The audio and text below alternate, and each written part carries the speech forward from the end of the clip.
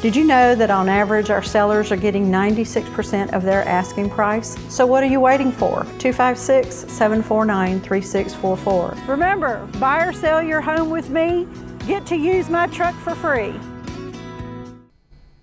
Hey, welcome into another week of our matchup preview show with Central Alabama Voice. I'm Lizi Arbogast with Caleb Brooks, and we are back for another week. It's, we're like full in now. It's weird. It's starting to get rolling, and you're kind of getting used to it, and getting that routine. Yeah, absolutely. It's first game of region play for most teams this week, so it's going to be interesting to see kind of how COVID affects things and who's canceling and that kind of thing. Barber County did cancel with Maplesville. They actually forfeited their whole season, and Pike County versus Beulah has also been canceled. So I'm really curious to see how the AHSA is going to end up factoring all that in. Just also saw that Gulf Shores High School has shut down practice now for all sports, and I think that it's in that area down there that some other schools have kind of shut off sports for a couple weeks now, and one of them did it without even having any cases, so it was kind of interesting. Yeah, it's going to be interesting to see what happens. But anyway, for now we have football in Central Alabama. So Thursday night is Lee versus Eufaula. Eufaula came off that really impressive victory over Central Phoenix City. Don't think anyone saw that coming.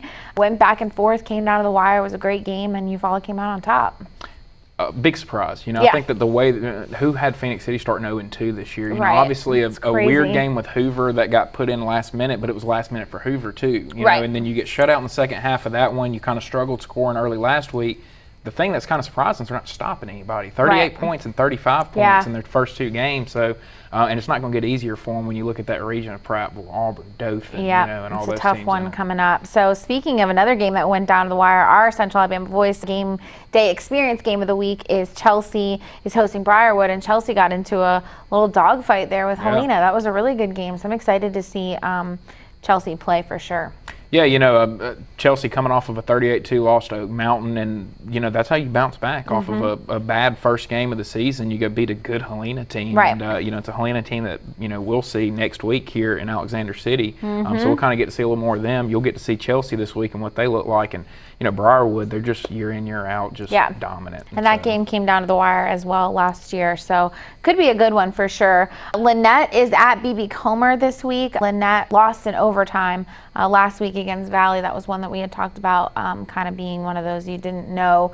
You thought you knew because it's 2A versus 5A, and you didn't know. And it did end up in Valley's favor, but still a really good game. Yeah, you got to credit Lynette being able to play with Valley, who has been impressive to start the year. I think a lot of people had question marks with them moving up to 6A, being in that region with Opelika, Eufaula, Robert E. Lee. So they've come out the gate pretty impressive. Actually, Joshua Heath from them won our East Alabama Athlete of the Week on the HSA Radio Network, and he's been carrying the load for them. So, but on the Lynette side, they've got so many athletes. And then for BB Comer, you're coming off a huge win, your first win over Childersburg since 2000. So how do you now bounce back against the defending 1A state champs? Speaking of a big win, Dadeville got a big win over Elmore County. First game under Roger McDonald. That game always seems to be decided by a point. I don't know why, but always. And they host Montgomery Catholic this week. So that should be a good game. Montgomery Catholic, obviously with that big loss last week, will be looking to bounce back. And Dadeville still has something to prove, even though, they beat Elmore County.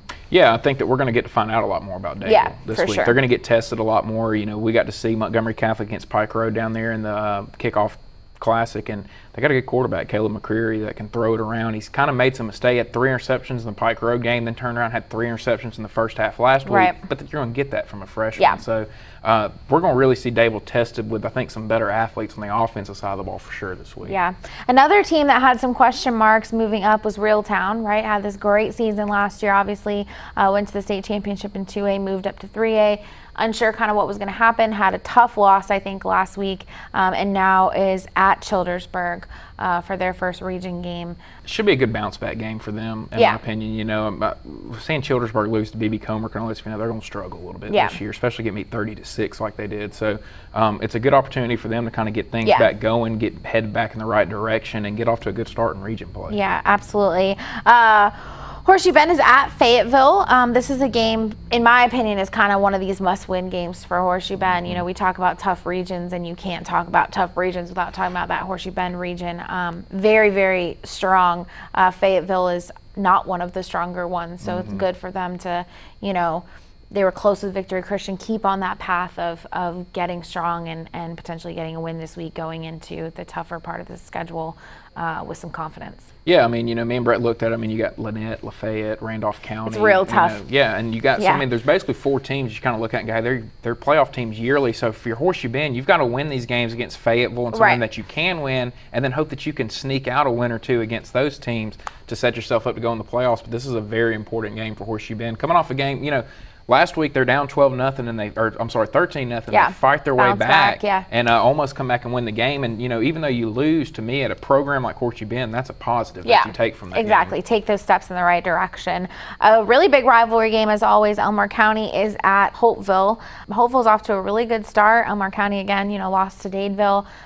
This game seems to have the makings of could be a good game, but it also could be Holtville runs away with it, like it did, like it happened last year. I mean, Coach Jason Franklin has done an unbelievable job. Unbelievable job. Holtville. Yeah. He did a great job at Horseshoe Bend when he was there. So he's kind of been a winner everywhere he's gone. He's really, gotten Holtville into being a yearly winner now in a short amount of time. So I'm really interested to see how this game goes between them and Elmore County, and how does Elmore County bounce back. You dominate Moody, and then you struggle last week in a rivalry game with Dadeville. So now another rivalry game coming up.